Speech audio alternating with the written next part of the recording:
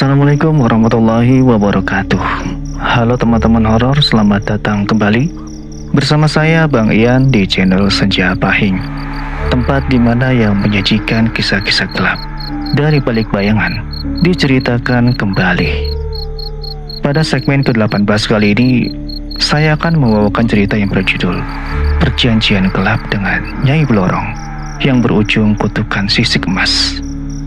Oke, nggak usah berlama-lama, langsung aja kita masuk ke dalam ceritanya.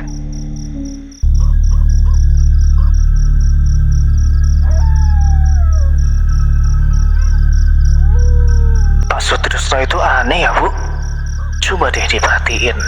Dari dulu jualan bakso keliling, sekarang punya 3 toko kelontong, 1 SPBU mini, mobil 2. Tapi kok ya makin kaya yo, makin nutupin badan. Bu Painah menurunkan suaranya sambil menyapu halaman rumahnya yang berbatasan langsung dengan pagar besi tinggi milik Sutrisno. Lawan bicaranya, Yuk Marsina, yang sedang menjemur pakaian, cuma mendengus pelan sambil melirik ke arah rumah besar bercat putih gading itu. Ya udah rezeki orang, nah. Mungkin dia alergi matahari.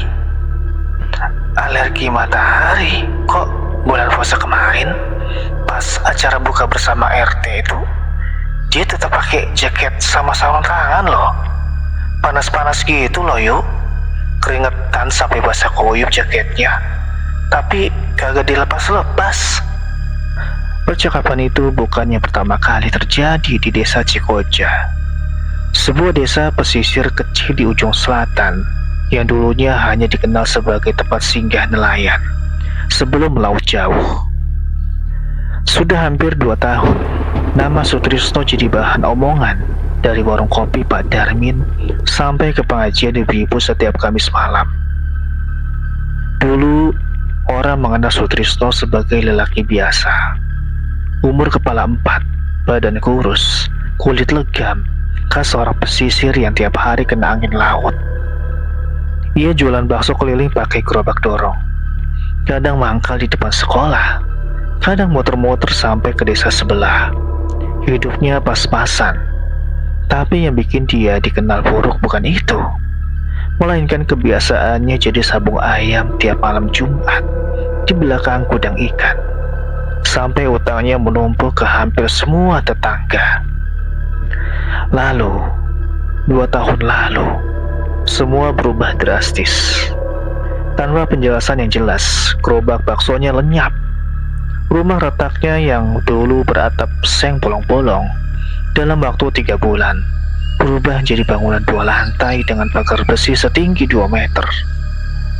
Ia melunasi semua utangnya, bahkan memberi lebih pada beberapa tetangga yang dulu ia utangi, seolah ia menutup mulut mereka.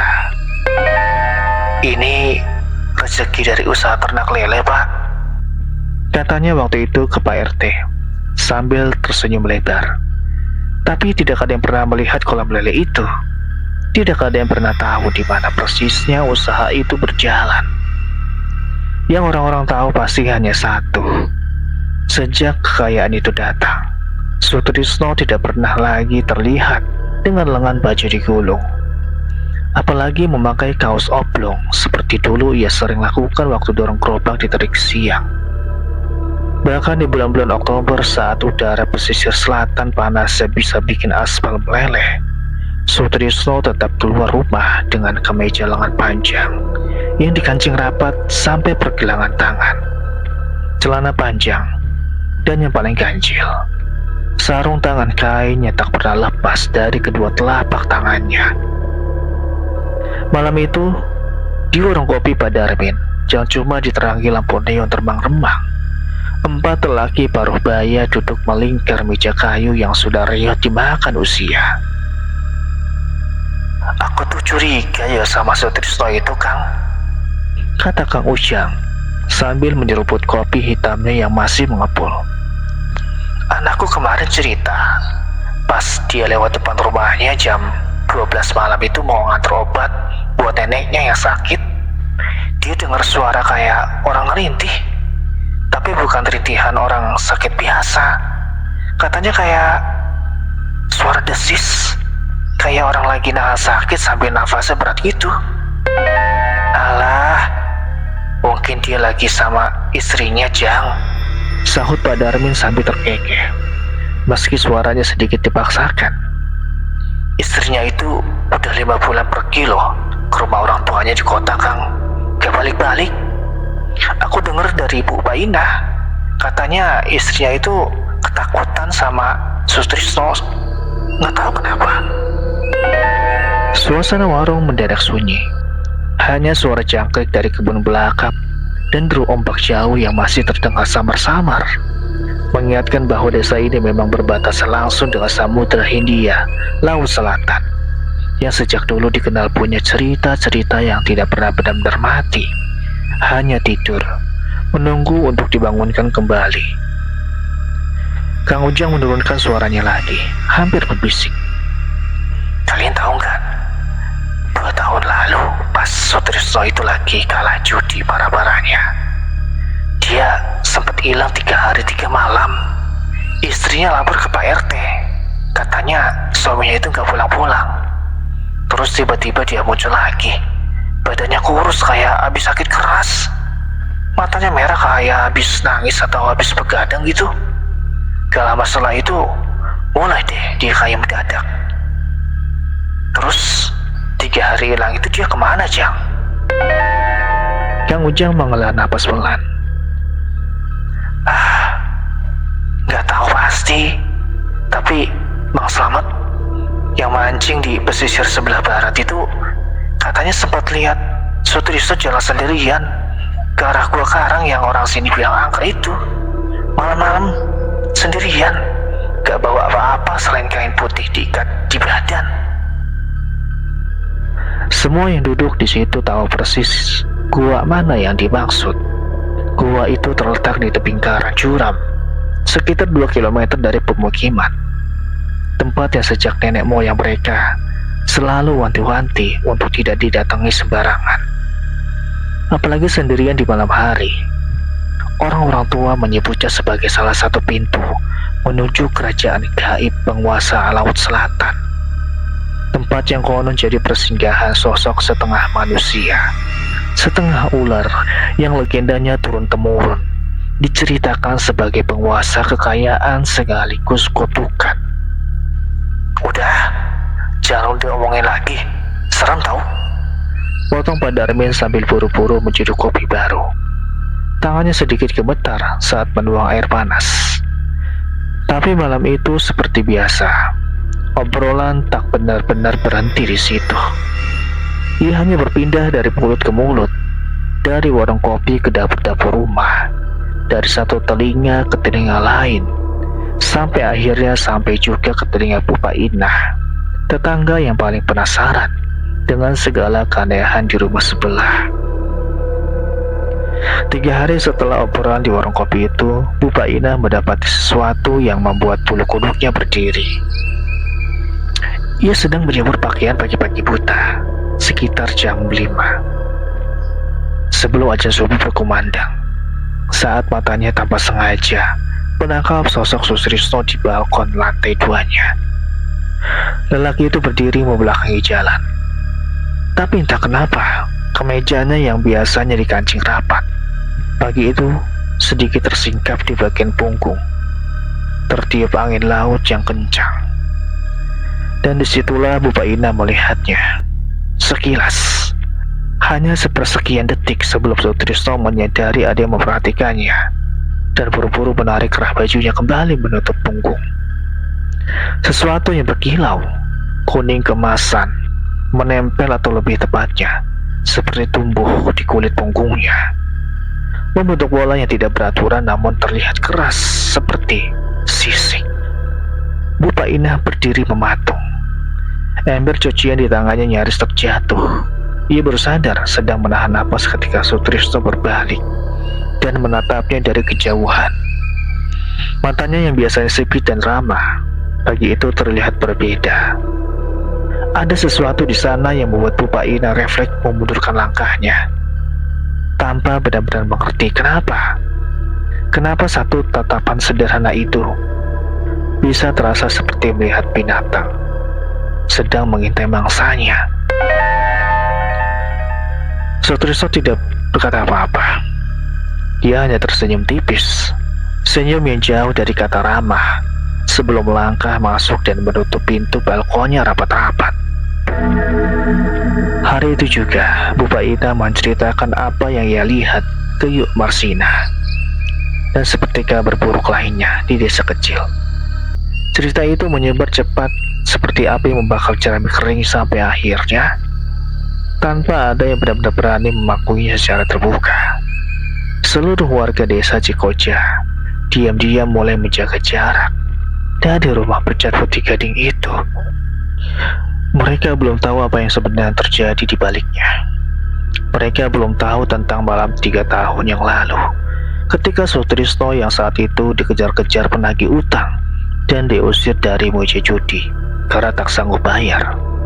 Nekat berjalan sendirian menuju goa karang di tengah malam, membawa kemenyan yang ia beli diam-diam dari seorang paranormal di kota. Dan niat yang sudah bulat, apapun harganya ia harus kaya.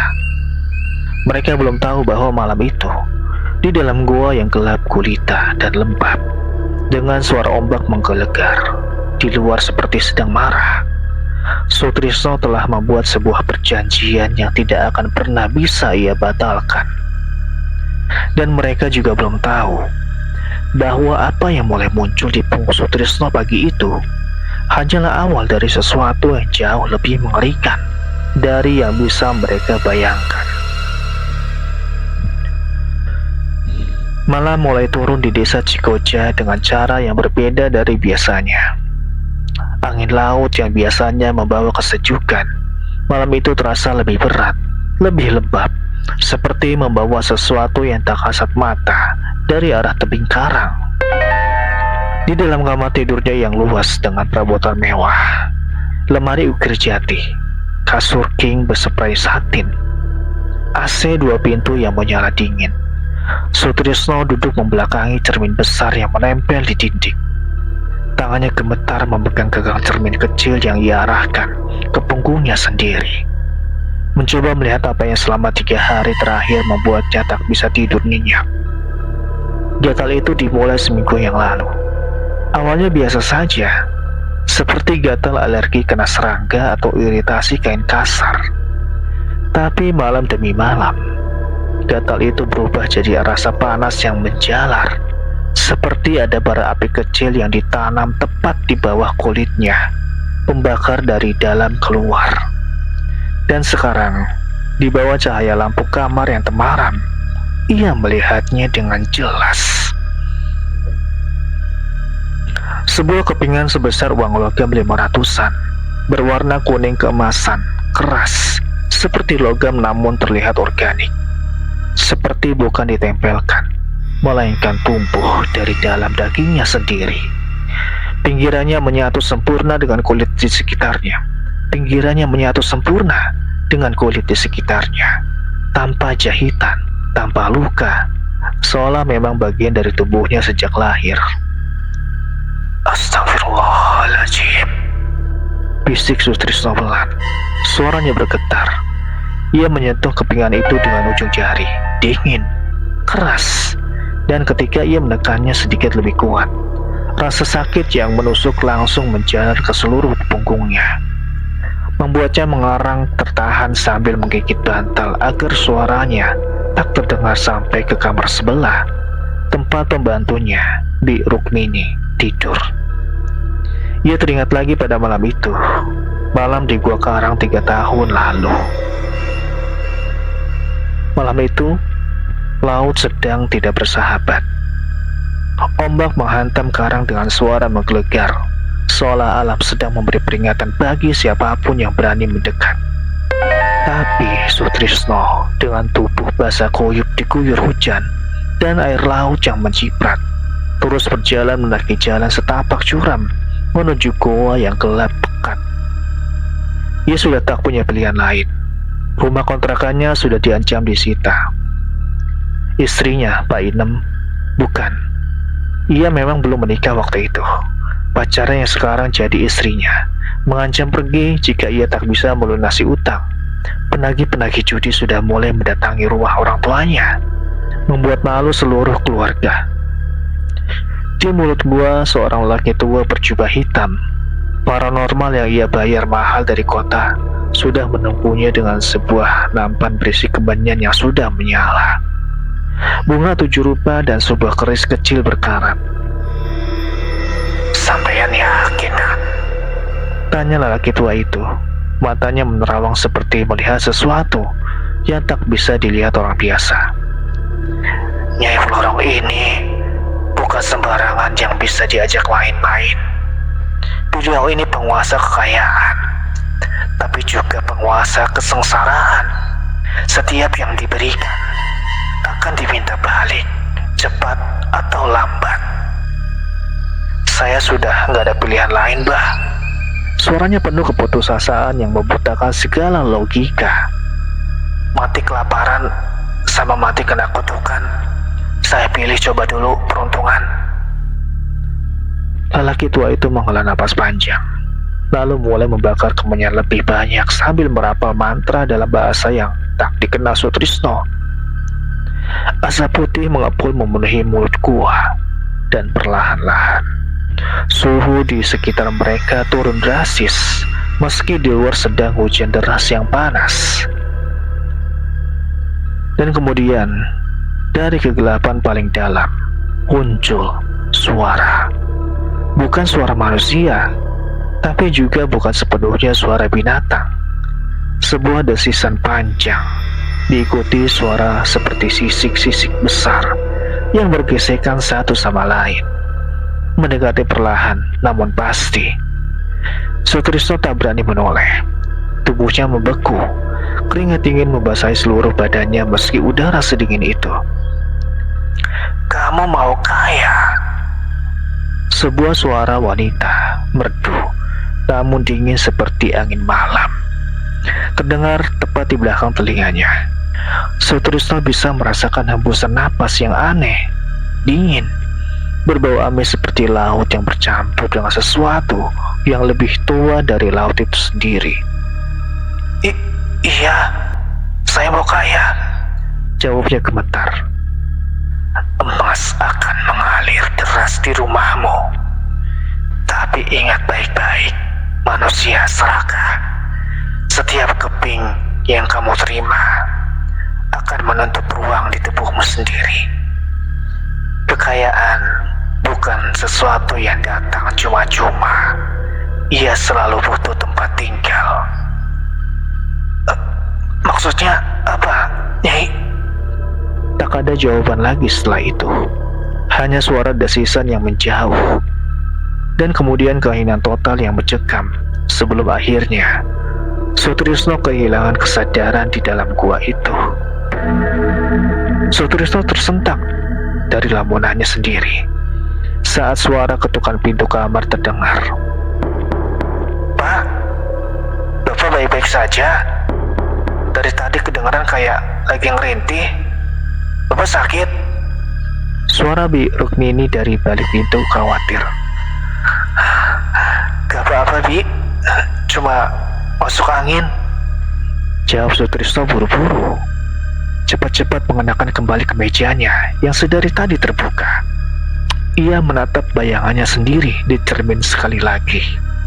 Sisi kemas itu meski tersembunyi rapi di balik kain kemeja, terasa seperti berdenyut, hidup, seolah tahu bahwa ia sedang diperhatikan. Keesokan harinya, kehidupan bisnis Sutrisno kembali berjalan seperti biasa. Toko kelontongnya yang ketiga baru saja dibuka di ujung desa, dengan pita merah yang digunting langsung oleh Pak Camat yang sengaja diundang. Warga berbondong-bondong datang, bukan karena benar-benar butuh belanja, tapi karena penasaran ingin melihat langsung seberapa megah usaha terbaru sang juragan dadakan itu. "Wah, Pak Sutrisno makin sukses aja ya," puji Pak Camat sambil menjabat tangan Sutrisno yang tentu saja seperti biasa ditutupi sarung tangan kain tipis berwarna coklat. "Alhamdulillah, Pak. Ini semua berkat doa dan usaha saja kok, jawab Sutrisno tersenyum lebar. Meski di balik senyum itu, rasa panas kembali menjalar di punggungnya. Semakin kuat setiap kali ia menerima pujian, setiap kali ia merasakan kebanggaan atas kekayaannya. Tak ada yang tahu, semakin ia menikmati kemewahan itu, semakin cepat pula sisik-sisik itu tumbuh menyebar. Di tengah acara, seorang anak kecil, anak dari Kang Ujang yang bernama Fahri, berlari-lari kecil di antara kerumunan orang dewasa sambil membawa layangan. Karena terlalu asik, ia tak sengaja menabrak kaki Sutrisno dari belakang, membuat lelaki itu limbung sedikit dan tanpa sadar tangannya yang terulur untuk menahan keseimbangannya menyenggol meja kayu di dekatnya, dan sarung tangannya sedikit tersingkap dari pergelangan. Fahri yang masih polos dengan mata anak-anak yang jujur sempat melihatnya. Sebuah bagian kecil kulit di pergelangan tangan Sutrisno yang berkilau keemasan dengan tekstur seperti sisik ikan, namun jauh lebih keras dan berkilau seperti logam asli. Om, tangannya kenapa kayak ikan? Kok ada sisiknya? Tanya Fahri polos. Suaranya cukup keras hingga beberapa orang di sekitar menoleh. Suasana yang tadinya ramai mendadak hening sesaat. Sutrisno buru-buru menarik lengan bajunya, menutup pergelangan tangan, tertawa canggung. Ini om habis kena penyakit kulit, Fahri. Jangan diomongin ya, malu om, katanya sambil mengusap kepala Fahri, meski tangannya sedikit gemetar. Fahri karena masih anak-anak, cepat teralihkan perhatiannya oleh layangan yang dibawanya, dan segera berlari lagi. Tapi para orang dewasa yang berdiri di sekitar situ, termasuk Bapak Ina, Cik Marsina, dan beberapa ibu-ibu lainnya, saling bertukar pandang penuh curiga, mengingat kembali cerita-cerita yang sudah lama beredar. Malam harinya di rumah Kang Ujang, Fahri yang masih polos menceritakan lagi kejadian itu ke ibunya sambil makan malam. Bu, tadi tangan Om Sutrisno aneh loh, kayak sisik ikan gitu. Warnanya kuning kilat-kilat kayak emas. Istri Kang Ujang, Bu Ratmi, langsung menghentikan suapan nasinya, saling pandang dengan suaminya yang duduk di seberang meja. Kamu yakin, Nak? Bukan cuma bekas luka atau apa gitu? Enggak, Bu. Aku lihat jelas kok. Kayak sisik ikan asli. Tapi bukan ikan biasa. Om Sutrisno langsung nutupin buru-buru pas aku tanya. Kayak takut ketahuan. Kang Ujang meletakkan sendoknya perlahan. Wajahnya berubah serius. Ia teringat lagi obrolan di warung kopi beberapa malam lalu tentang Gua Karang, tentang 3 hari menghilangnya Sutrisno 3 tahun lalu, dan tentang legenda Nyai Blorong yang sejak kecil selalu ia dengar dari kakeknya yang dulu seorang nelayan. Fahri, mulai sekarang kalau ketemu Om Sutrisno, jangan deket-deket dulu ya.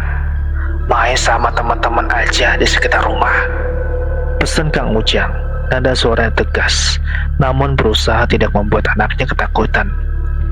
Emang kenapa, Pak? Pokoknya nurut saja sama Bapak. Fahri meski bingung, mengangguk patuh. Tapi di dalam hatinya rasa penasaran anak-anak justru semakin membesar.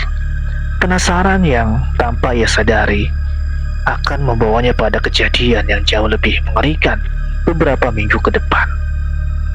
Sementara itu, kondisi Sutrisno semakin memburuk dari hari ke hari. Sisik-sisik emas itu kini tak hanya di punggung dan pergelangan tangan, tapi mulai menjalar ke lengan bawah, betis, bahkan sedikit ke bagian leher belakang yang biasanya tertutup rambut. Setiap malam, ia harus mengoleskan minyak khusus yang ia beli dari paranormal yang sama di kota. Minyak yang katanya bisa memperlambat penyebaran, meski tak bisa benar-benar menghentikannya. Ini bukan penyakit biasa, Pak Sutrisno, kata Mbah Wongso, paranormal yang sudah lama menjadi konsultan gaib pribadinya. Saat Sutrisno diam-diam mendatangi rumahnya di pinggiran kota tengah malam. Ini adalah bentuk pembayaran perjanjian yang enjenengan buat. Semakin banyak harta yang enjenengan nikmati, semakin cepat sisik itu tumbuh. Nyi Blorong itu bukan sekedar memberi, Pak. Dia sedang memanen. Memanen? Memanen apa, Mbah? Mbah Wongso menghela napas panjang. Matanya menerawang seperti enggan menjawab. Tubuh enjenengan sendiri, Pak. Perlahan-lahan enjenengan akan berubah jadi wujud yang sama dengan beliau. Itulah harga dari kekayaan yang enjenengan minta. Sutrisno tertunduk lemas mendengar penjelasan itu. Tangannya gemetar memegang gelas teh yang sudah dingin di hadapannya. Terus gimana caranya biar bisa dibatalin, Mbah? Saya punya istri.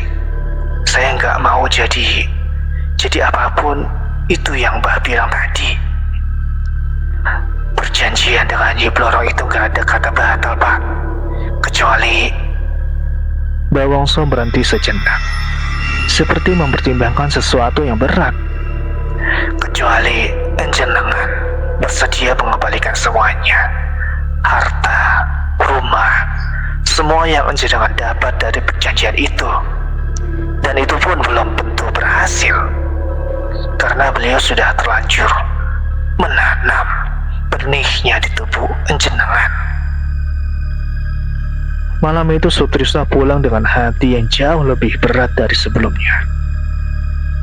Namun di sisi lain, dan inilah yang membuatnya semakin terjebak dalam dilema mengerikan.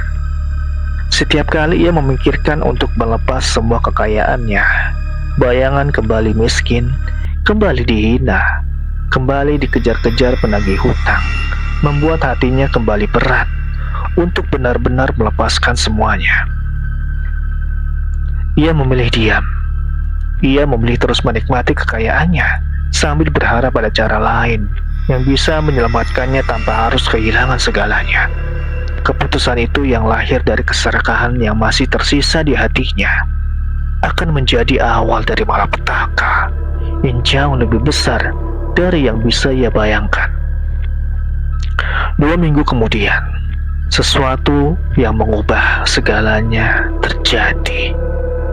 Istrinya Pak Inem yang sudah 5 bulan tinggal di rumah orang tuanya karena ketakutan, akhirnya memutuskan untuk kembali. Bukan karena rasa rindu, melainkan karena orang tuanya sendiri yang mendesaknya untuk mencoba memperbaiki rumah tangga, tak peduli seaneh apapun suaminya sekarang. Malam pertama Pak Inem kembali ke rumah, ia mendapati suaminya sedang tidur. Dan entah kenapa, malam itu Sutrisno lupa mengenakan kemeja lengan panjang seperti biasa saat tidur. Mungkin karena kelelahan, atau mungkin karena bawah sadarnya sudah terlalu lelah menyembunyikan kebenaran.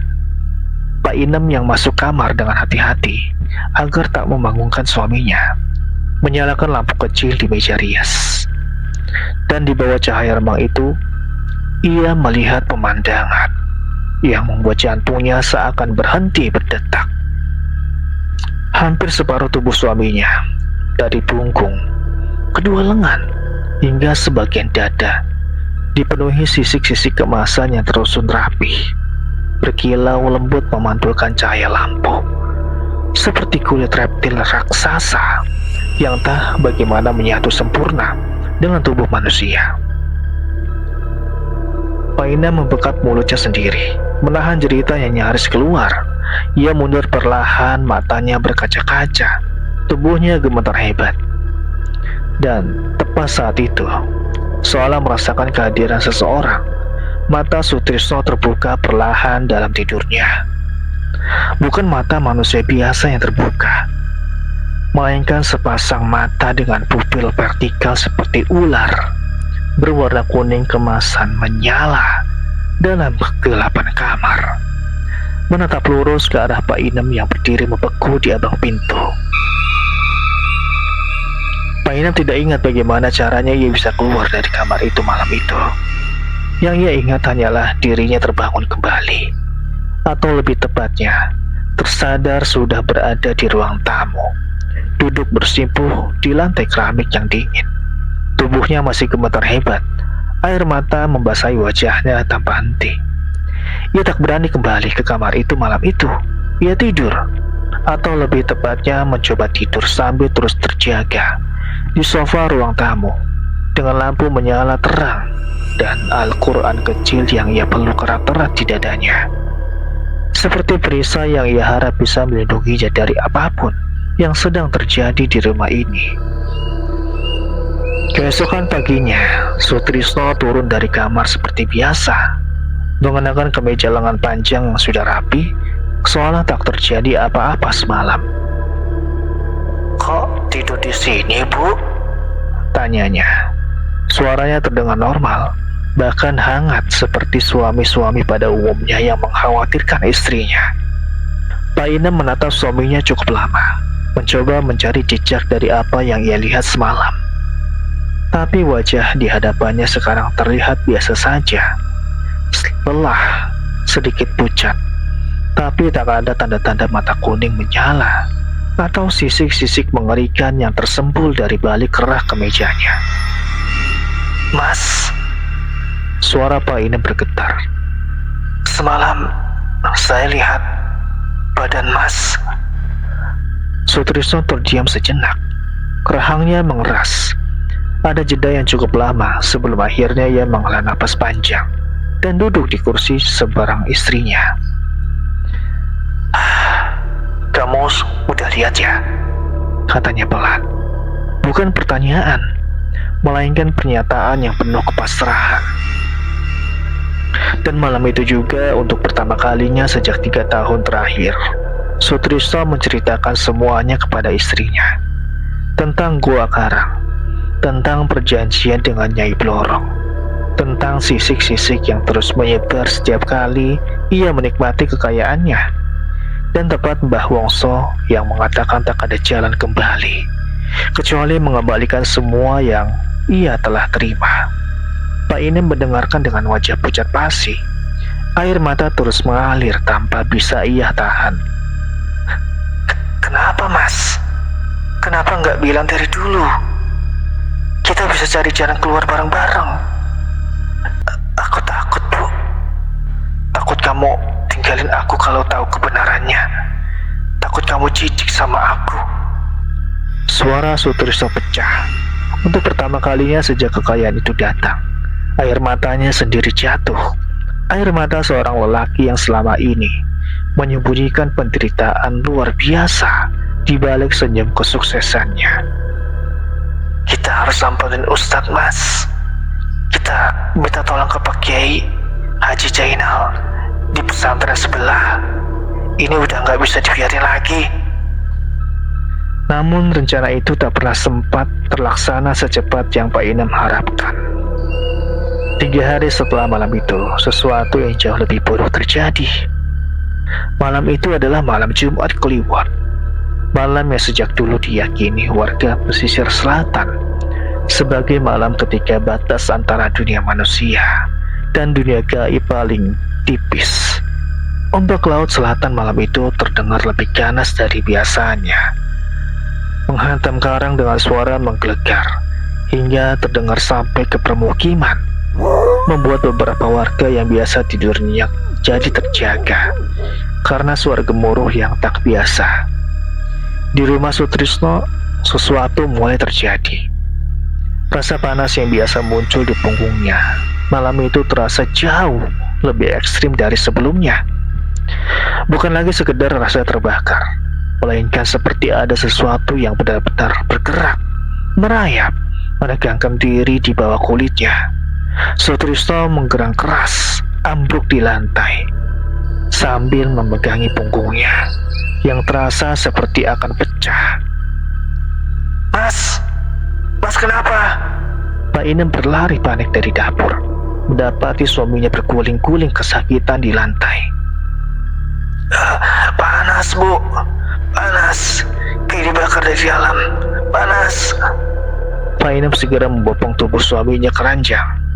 Tangannya gemetar hebat saat membuka kancing kemeja Sutrisno untuk melihat apa yang terjadi.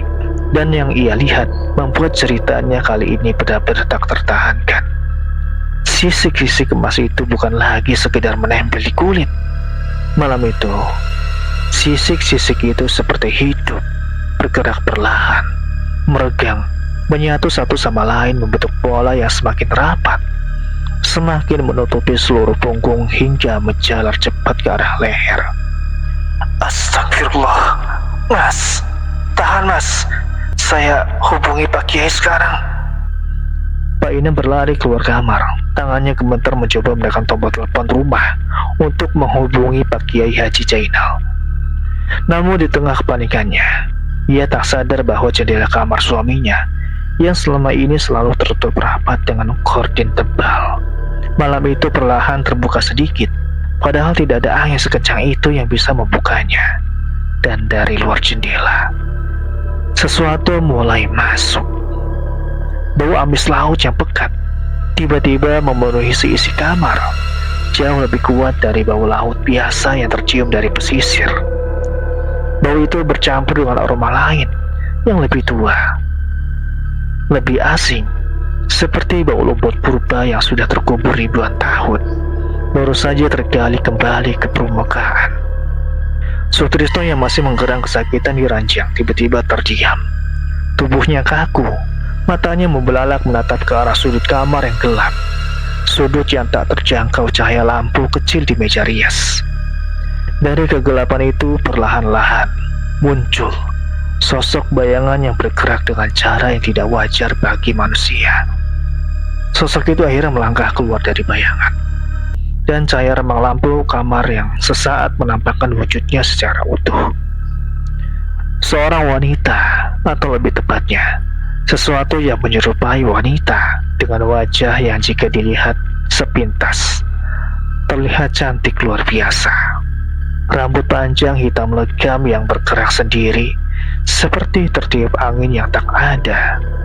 Kulit pucat pias dengan sedikit kilau kehijauan di bawah cahaya lampu.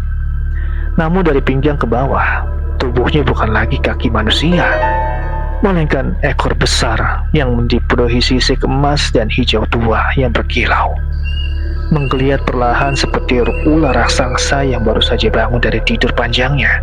Sepasang mata dengan pupil vertikal berwarna keemasan yang menyala dalam gelap, persis seperti yang dilihat Pak Inem di mata suaminya malam sebelumnya, menatap lurus ke arah Sutrisno yang membeku ketakutan di ranjang.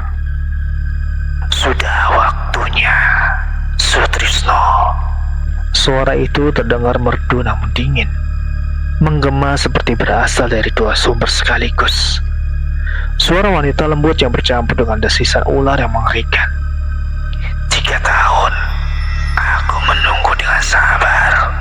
Sekarang, waktunya panen tiba. Nyai Blorong. Sutrisno tergagap, tubuhnya gemetar hebat, keringat dingin membasahi seluruh wajahnya. Ampun Nyai, saya masih butuh waktu. Saya janji akan kembalikan semuanya. Tolong beri saya waktu. Sosok itu tertawa pelan, tawa yang membuat bulu kuduk siapapun yang mendengarnya langsung berdiri. Waktu, Kang Sutrisno yang baik. Sejak kapan manusia serakah sepertimu benar-benar berniat mengembalikan apa yang sudah dinikmatinya? Aku sudah menunggu 3 tahun, memberimu kesempatan demi kesempatan. Setiap keping emas yang kau kenikmati, setiap kemewahan yang kau banggakan pada orang-orang adalah pilihanmu sendiri untuk mempercepat panen ini. Ekor besar bersisik itu bergerak mendekati perlahan, merayap di lantai kamar dengan suara gesekan yang membuat Pak Inem yang kini berdiri membeku di awang pintu setelah kembali dari menelpon tak sanggup lagi menahan jeritannya. Jeritan itulah untuk sesaat mengalihkan perhatian sosok mengerikan itu. Mata keemasan Nyai Blorong berpaling ke arah Pak Inem, menatapnya dengan tatapan yang membuat seluruh tubuh Pak Inem lumpuh seketika. Tak sanggup bergerak sedikit pun, meski akal sehatnya berteriak untuk lari. "Istrimu rupanya," desis Nyai Blorong, mendekat perlahan ke arah pintu. "Cantik, sayang sekali. Dia akan menyaksikan sesuatu yang akan menghantuinya seumur hidup." Di saat genting itulah sesuatu yang tak terduga terjadi.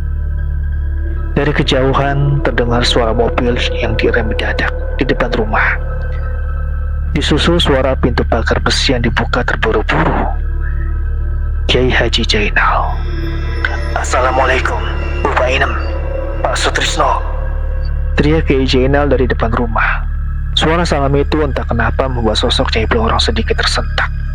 Gerakannya yang tadi begitu percaya diri, kini terlihat sedikit ragu, seperti mendengar sesuatu yang tak nyaman baginya. "Cepat sekali manusia tua itu datang," desis Nyai Blorong. Matanya berkilat marah. "Tapi jangan kira ini akan menghentikanku. Perjanjian sudah dibuat, dan perjanjian harus dibayar." Ia berbalik kembali ke arah Sutrisno yang masih membeku ketakutan di ranjang. Dan dengan gerakan yang sangat cepat, terlalu cepat untuk sesuatu sebesar itu, ekor bersisiknya melilit tubuh Sutrisno, mengangkatnya dari ranjang seperti mengangkat boneka kain. Tolong, jeri Sutrisno. Tubuhnya meronta-ronta dalam lilitan ekor yang semakin erat, membuat napasnya tersengal. Pak Inem yang akhirnya bisa menggerakkan tubuhnya kembali karena teriakan suaminya, berlari ke arah pintu depan. "Pak Kiai, cepat, suami saya!" Kiai Jainal dan kedua santrinya bergegas masuk ke dalam rumah, langsung menuju kamar yang kini dipenuhi bau amis yang menyengat dan suara desisan mengerikan. Begitu sampai di dalam pintu kamar, Kiai Jainal langsung mengangkat tangannya, membaca ayat kursi dengan suara lantang dan penuh keyakinan. Sementara kedua santrinya mulai memercikan air yang telah dibacakan doa ke seluruh penjuru kamar. Suara ayat suci yang berkumandang itu membuat sosok Nyai Blorong mengkerang kesakitan. Tubuhnya bergetar hebat seperti terbakar dari dalam. Lilitan ekornya di tubuh Sutrisno mengedur sedikit, namun tak sepenuhnya terlepas. "Kau kira ayat-ayat itu bisa menghentikanku sepenuhnya, orang tua? Perjanjian ini sudah sah. Dia sendiri yang meminta. Dia sendiri yang menikmati setiap kepingnya. Perjanjian dengan iblis takkan pernah sah di mata Allah," balas Kiai Jainal. "Sutrisno, ucapkan syahadat. Ucapkan istighfar sekuat yang kau bisa. Hanya itu yang bisa menyelamatkanmu sekarang." Sutrisno yang masih terlilit dan kesulitan bernapas, dengan sisa-sisa kesadaran yang ia miliki, mulai terbata-bata mengucapkan kalimat syahadat. Air matanya bercampur keringat, mengalir deras di wajahnya yang pucat pasi. Asyhadu an la ilaha illallah wa asyhadu anna Muhammadar Rasulullah. Setiap kata yang keluar dari mulut Sutrisno seperti menjadi pukulan bagi sosok Nyai Blorong. Tubuhnya kembali menggerak. Kali ini lebih hebat. Sisik-sisik di ekor seperti terbakar satu persatu, membuatnya melepaskan lilitan secara paksa dari tubuh Sutrisno yang langsung terjatuh ke lantai, terengah-engah namun masih hidup. "Ini belum selesai," raung Nyai Blorong. Matanya menatap tajam ke arah Sutrisno yang tergeletak lemah di lantai. "Kau boleh lolos malam ini, tapi sisik yang sudah tumbuh di tubuhmu tak akan pernah hilang. Itu sudah jadi bagian darimu. Sekarang dan suatu hari kau akan kembali padaku dengan cara yang tak pernah kau duga." Dengan raungan terakhir yang menggetarkan seluruh rumah, Sosok itu perlahan menghilang kembali ke dalam bayangan sudut kamar. Seolah ditarik oleh kekuatan tak kasat mata, meninggalkan bau amis menyengat dan kembali mencekam yang tersisa. Dengan raungan terakhir yang menggetarkan seluruh rumah, sosok itu perlahan menghilang kembali ke dalam bayangan sudut kamar. Seolah ditarik kekuatan tak kasat mata, meninggalkan bau amis menyengat dan keheningan mencekam yang tersisa. Malam itu setelah kejadian mengerikan tersebut, Kyai Jainal duduk bersama Sutrisno dan Pak Idam di ruang tamu. Wajahnya serius, namun penuh kelegaan bahwa mereka berhasil selamat untuk sementara waktu. "Pak Sutrisno," kata Kyai Jainal. Suaranya tenang namun tegas. "Apa yang jenengan alami malam ini adalah bukti nyata bahwa perjanjian dengan bangsa gaib, sekaya apapun hasilnya, tidak akan pernah membawa keberkahan. Yang jenengan rasakan sebagai kekayaan, sebenarnya itu adalah utang yang harus dibayar dengan tubuh dan jiwa jenengan sendiri. Terus gimana caranya, Pak Kiai? Apa saya bisa selamat?" tanya Sutrisno. Suaranya lemah. Tubuhnya masih gemetar dari kejadian barusan. Kyai Jainal terdiam sejenak. Matanya menerawang penuh kepertimbangan. "Ada satu jalan, tapi ini bukan jalan yang mudah. Jenengan harus mengembalikan seluruh harta yang didapat dari perjanjian itu. Bukan sekedar disedekahkan sebagian, tapi benar-benar dilepaskan sepenuhnya tanpa tersisa. Dan jenengan harus bertaubat dengan sungguh-sungguh. Bukan taubat karena takut, tapi taubat karena benar-benar menyesal. Semuanya, Pak Kiai, rumah ini, toko-toko saya, mobil-mobil saya, ya semuanya, Pak Sutrisno. Karena selama masih ada satu keping pun harta hasil perjanjian itu yang jenengan nikmati, ikatan itu tidak akan pernah benar-benar putus.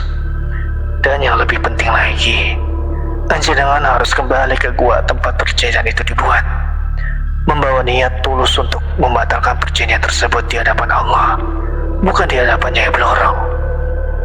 Sutrisno terdiam lama. Matanya menatap kedua telapak tangannya sendiri yang masih tertutup sarung tangan. Membayangkan sisik-sisik emas yang kini sudah menjadi bagian permanen dari tubuhnya.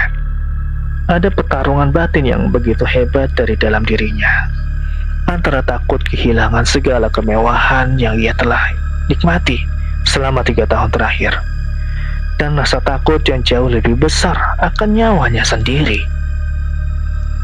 Pak Indah menggenggam erat tangan suaminya.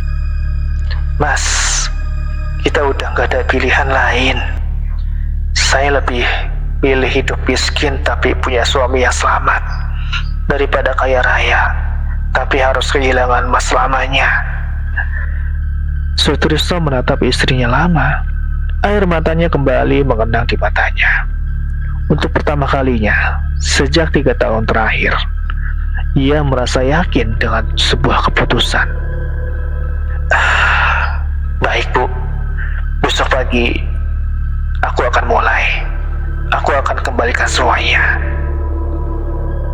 Namun keputusan itu yang diambil dalam keadaan trauma dan ketakutan luar biasa malam itu akan diuji kembali keesokan harinya, ketika rasa takut kehilangan kekayaan yang sudah begitu lama dinikmatinya kembali menggerogoti hati Sutrisno dengan cara yang jauh lebih licik dari yang bisa ia duga. Pagi harinya, tekad Sutrisno yang tadi malam begitu bulat perlahan mulai goyah begitu ia benar-benar duduk berhadapan dengan kenyataan yang harus ia hadapi. Ia memandangi rumah 2 lantai yang megah, mobil-mobil yang terparkir rapi di garasi, 3 toko kelontong dan SPBU mini yang selama ini jadi kebanggaannya di depan warga desa. Semua itu dalam beberapa jam ke depan harus harus ia lepaskan sepenuhnya jika ingin selamat. Bu, apa nggak ada cara lainnya? Tanya pelan sambil sarapan. Suaranya penuh keraguan yang mulai kembali menjalar. Mungkin kita bisa sedekahin sebagian aja dulu, terus lihat gimana perkembangannya. Pak Inem menghela napas berat. Mas, Pak Kiai udah bilang jelas kan semalam, setengah-setengah nggak akan cukup. Percakapan itu terhenti saat suara mobil terhenti di depan rumah. Disusul ketukan pintu. Ternyata Mbah Wongso, paranormal yang selama ini jadi konsultan gaib Sutrisno, datang tanpa diundang. Wajahnya terlihat cemas. Pak Sutrisno, saya dengar dari orang-orang semalam ada kejadian besar di sini ya. Katanya begitu dipersilakan masuk. Saya langsung ke sini karena khawatir. Sutrisno yang menceritakan kejadiannya semalam, termasuk saran Kiai Jinal untuk mengembalikan seluruh harta dan kembali ke gua untuk membatalkan perjanjian secara Islami. Mendengar itu wajah Mbah Wongso berubah. Ada sesuatu yang sulit dibaca di matanya, campuran antara khawatir dan sesuatu yang lain. Pak Sutrisno, saya nggak menyarankan itu, kata Mbah Wongso cepat. Nyai Blorong itu kalau dipermalukan di wilayah kekuasaannya sendiri, bisa jauh lebih murka. Lebih baik jenengan ikut cara saya. Kita buat sesajian besar, kita redakan amarahnya pelan-pelan, sambil tetap jenengan bisa pertahankan sebagian harta. Ini jalan yang lebih aman. Kata-kata itu yang sebenarnya menyimpan kepentingan Mbah Wongso sendiri. Gimana menurutmu, Bu? Tanya Sutrisno ke istrinya. Meski nada suaranya sudah condong mempercayai Mbah Wongso. Pak Inem menatap suaminya dengan tatapan kecewa. Mas, semalam Mas sudah janji loh. Ini demi keselamatan kita berdua juga, Bu. Kita coba dulu cara Mbah Wongso. Kalau nggak berhasil, ya baru kita ke Pak Kiai lagi. Keputusan setengah hati itu yang diambil karena keserakahan yang masih membelenggu hati Sutrisno menjadi awal dari malapetaka yang jauh lebih besar. Sore harinya Mbah Wongso kembali dengan berbagai perlengkapan sesajen: kepala kerbau, kain 7 warna, kembang setaman dalam jumlah besar, yang semuanya ditempatkan di halaman belakang rumah Sutrisno menghadap ke arah laut selatan. Namun begitu ritual dimulai, sesuatu yang tak terduga terjadi. Alih-alih meredakan amarahnya Blorong seperti yang dijanjikan Mbah Wongso, ritual itu justru seperti memancing kemarahan yang jauh lebih besar. Angin kencang tiba-tiba berhembus dari arah laut, memadamkan seluruh lilin dan dupa yang telah dinyalakan. Suara gemuruh ombak yang menghantam karang terdengar jauh lebih keras dari biasanya. Meski jarak rumah Sutrisno dengan pesisir cukup jauh untuk suara sekeras itu bisa terdengar dalam kondisi normal. Dan kemudian, tanpa peringatan, rasa sakit luar biasa kembali menjarang tubuh Sutrisno. Kali ini bukan hanya di punggung, tapi menjalar ke seluruh tubuhnya sekaligus, membuatnya terjatuh berteriak kesakitan di tengah halaman. Mbah, ini kenapa malah tambah sakit? Jadi Sutrisno di tengah ritual yang kacau. Mbah Wongso sendiri terlihat panik. Mantra-mantra yang biasa ia rapal dengan lancar kini terdengar terbata-bata. Keringat dingin membasahi keningnya. Ini nggak seharusnya kayak gini, Pak. Amarahnya lebih besar dari yang saya duga. Pak Inem yang sejak awal sudah tidak setuju dengan ritual ini, berlari keluar dari rumah sambil membawa mushaf kecil, langsung membaca ayat-ayat yang sempat diajarkan Kiai Jaina semalam. Dan seperti sebelumnya, bacaan ayat suci itu perlahan meredakan sakit gejolak yang terjadi, meski tak sepenuhnya kehilangan rasa sakit yang dialami Sutrisno. Ritual malam itu berakhir kacau, dengan Sutrisno yang harus dipapah masuk ke dalam rumah dalam kondisi lemas dan ketakutan luar biasa. Sementara Mbah Wongso buru-buru pamit dengan alasan yang terdengar seperti kepanikan menutupi rasa bersalah. Kejadian itu akhirnya menyadarkan Sutrisno bahwa tak ada jalan pintas lain selain yang disarankan Kiai Jainal sejak awal.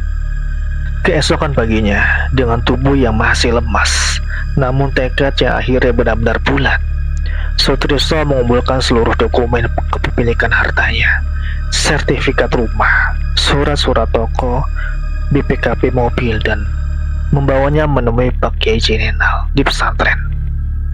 "Pak Kiai, saya sudah siap. Saya akan lepas semuanya," katanya. Suaranya kini terdengar mantap, meski matanya masih menyisakan ketakutan dari kejadian semalam. Kiai Jainal mengangguk, wajahnya penuh kelegaan. "Alhamdulillah Pak Sutrisno, ini keputusan yang tepat. Tapi jenengan harus siap. Prosesnya tidak akan mudah.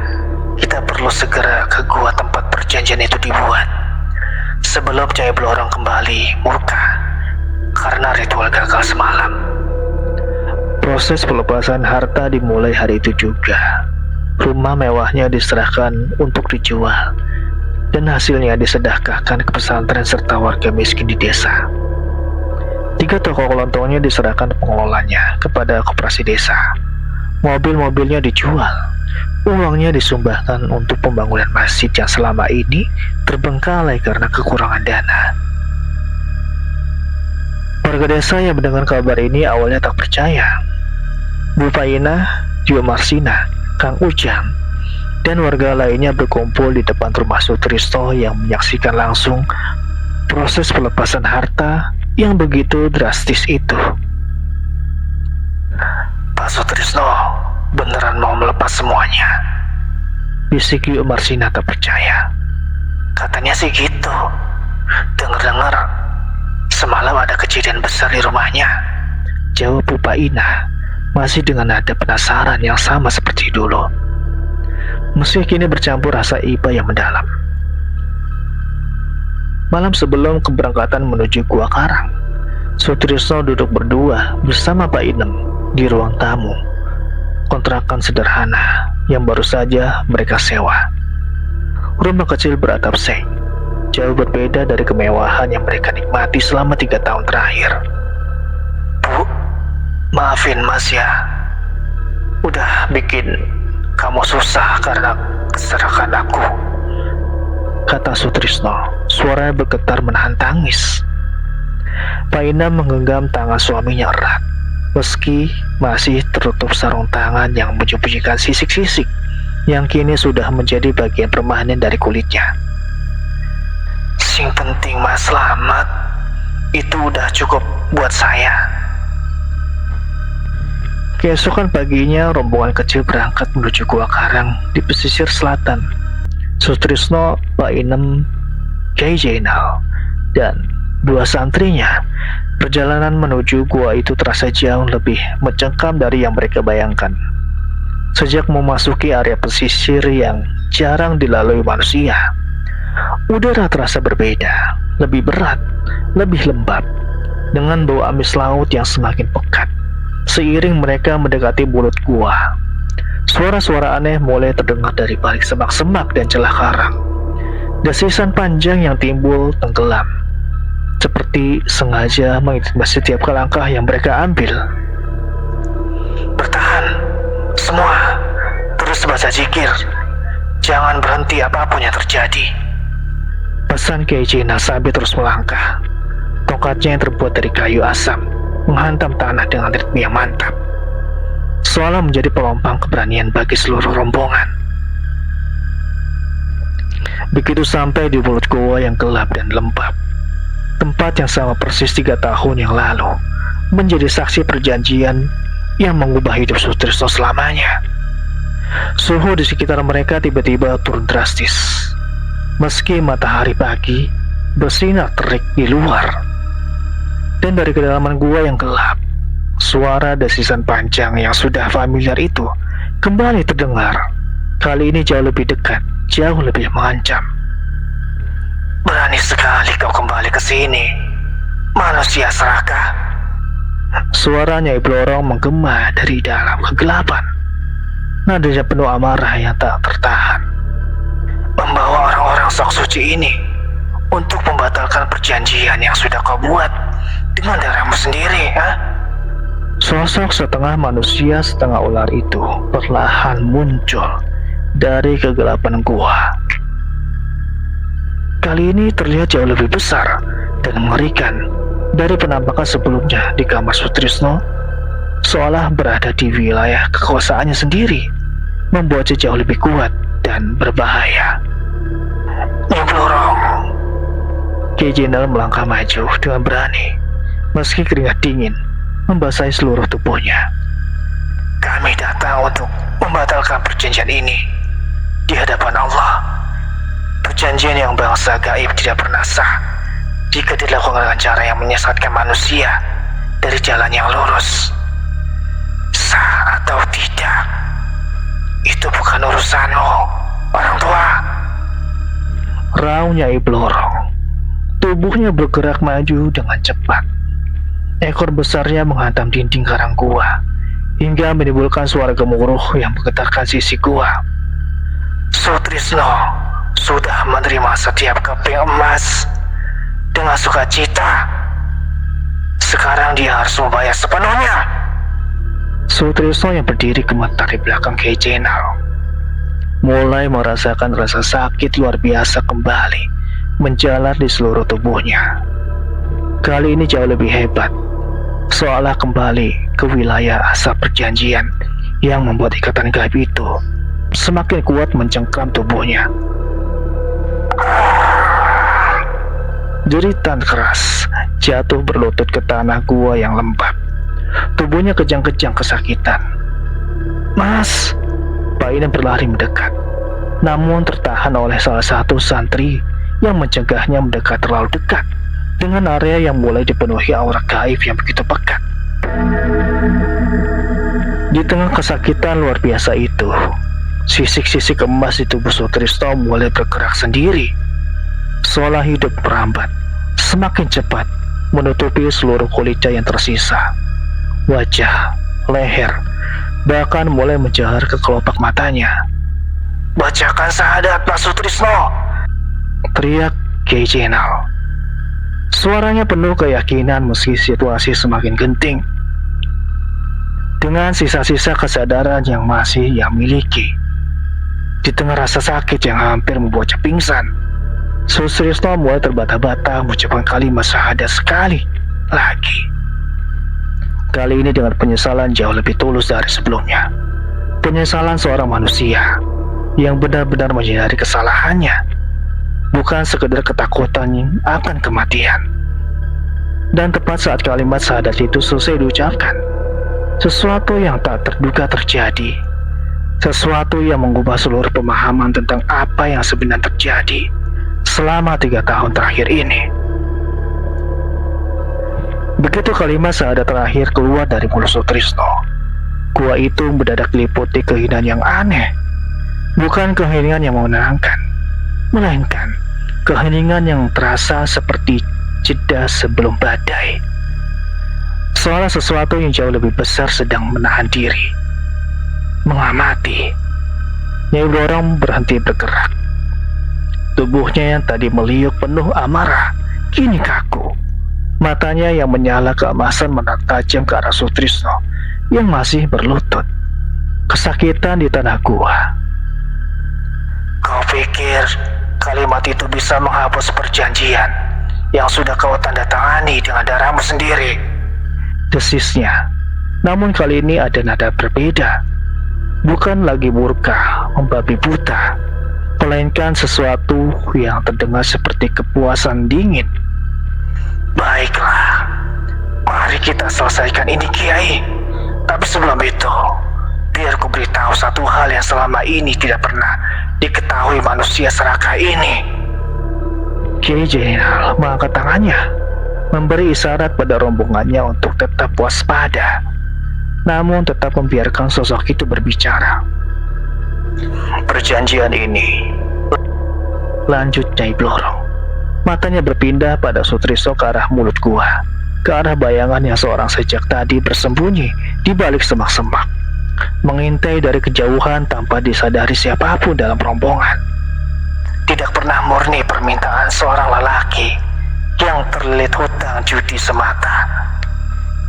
Semua yang hadir menoleh ke arah yang ditunjuk, dan dari balik semak, dengan wajah pucat pasi karena ketahuan, muncul sosok yang selama ini paling dipercaya Sutrisno, Mbah Wongso.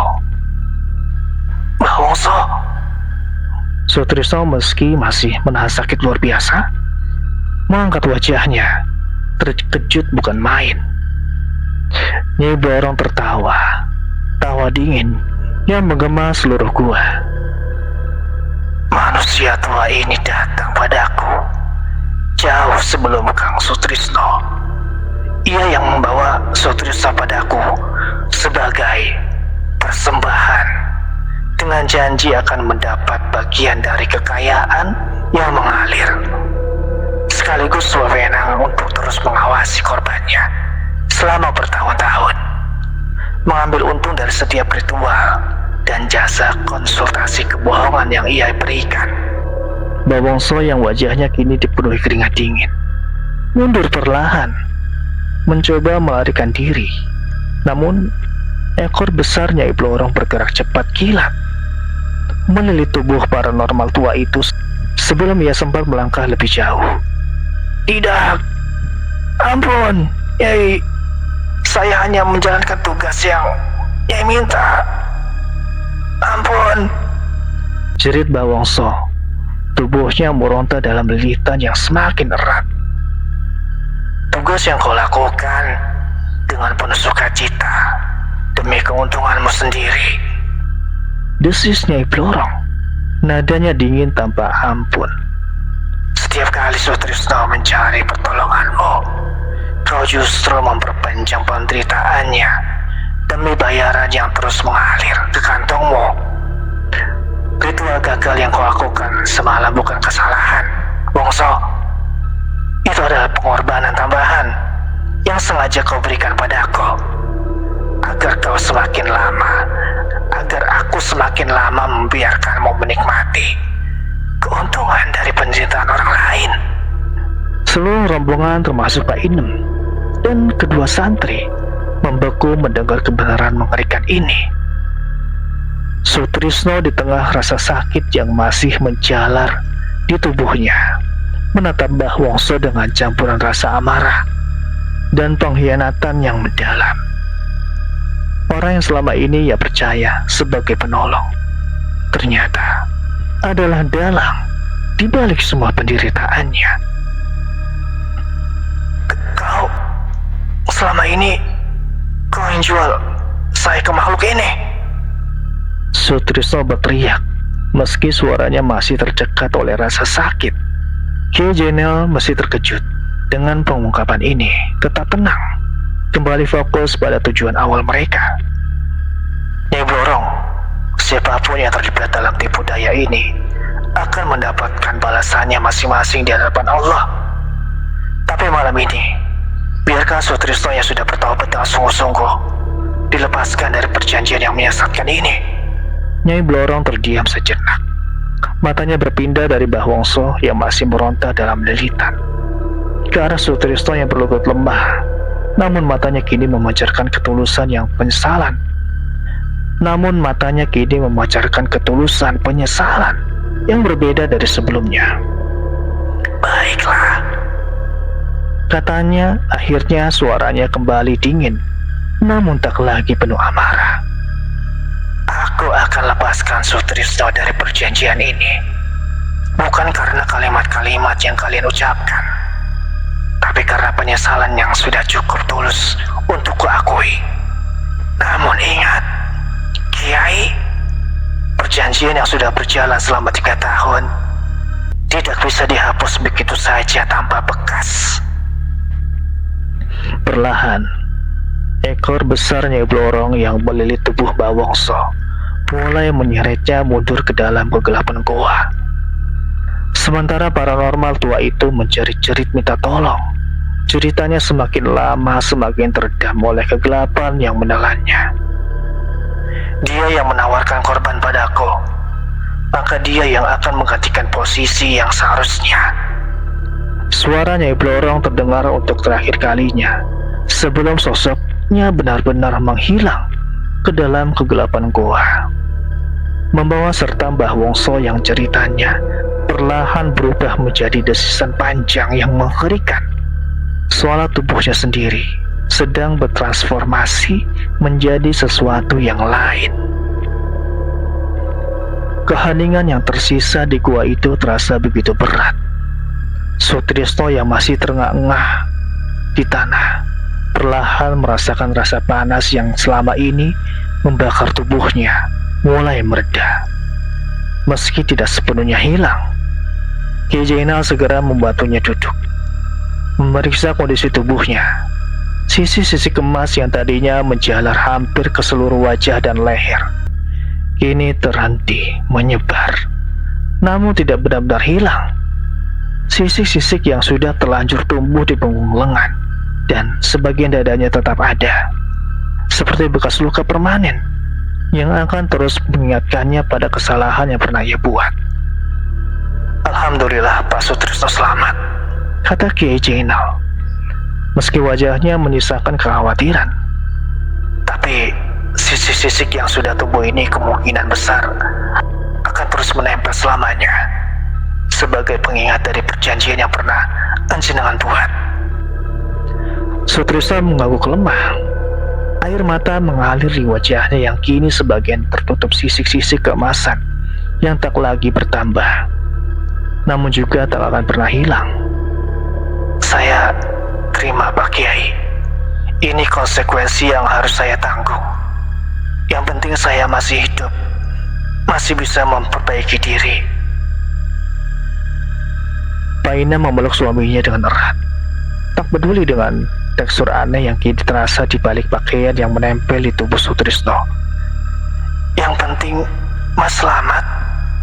Itu udah lebih baik cukup buat saya."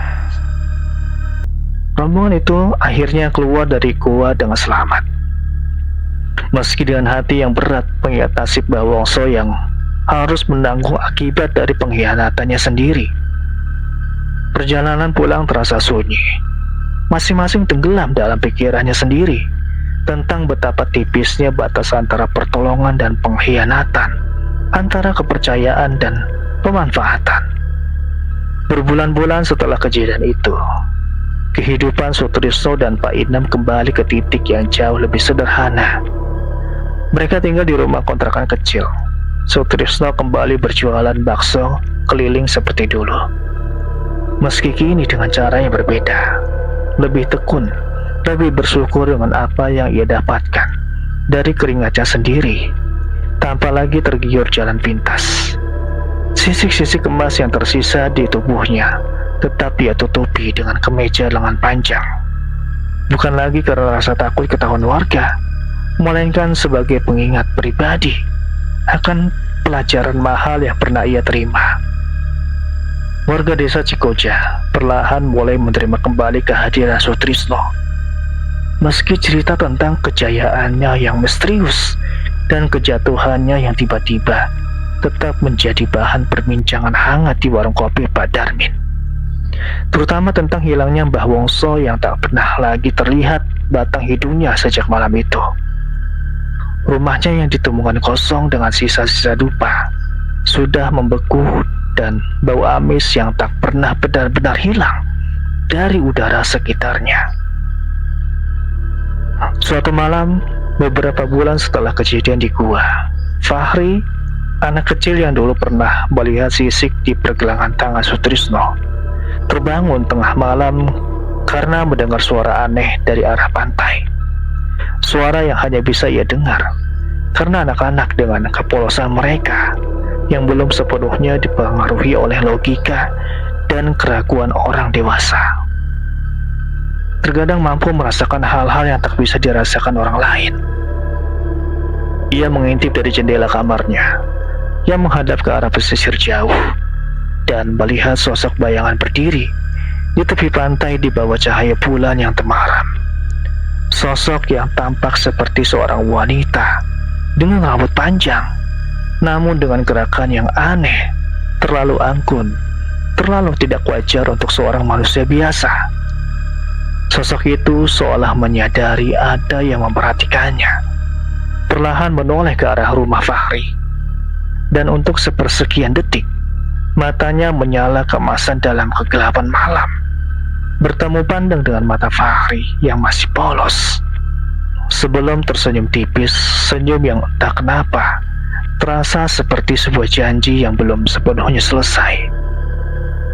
Keesokan paginya, Fahri menceritakan apa yang ia lihat kepada ibunya.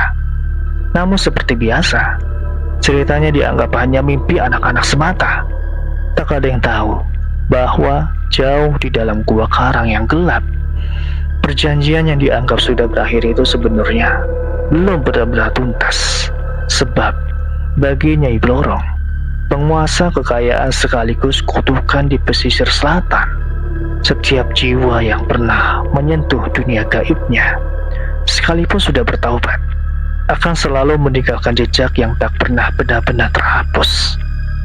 Dan seperti sisik emas yang masih menempel permanen di tubuh Sutrisno sebagai pengingat abadi. Nah, itu dia kisah horor kali ini, sebuah kekayaan yang membawa malapetaka yang mengerikan akibat keserakahan dan nafsu sesaat. Oke, terima kasih banyak sudah mau dengerin sampai akhir. Saya Bang Ian pamit, insya Allah ketemu lagi di cerita-cerita horor berikutnya. Wassalamualaikum warahmatullahi wabarakatuh.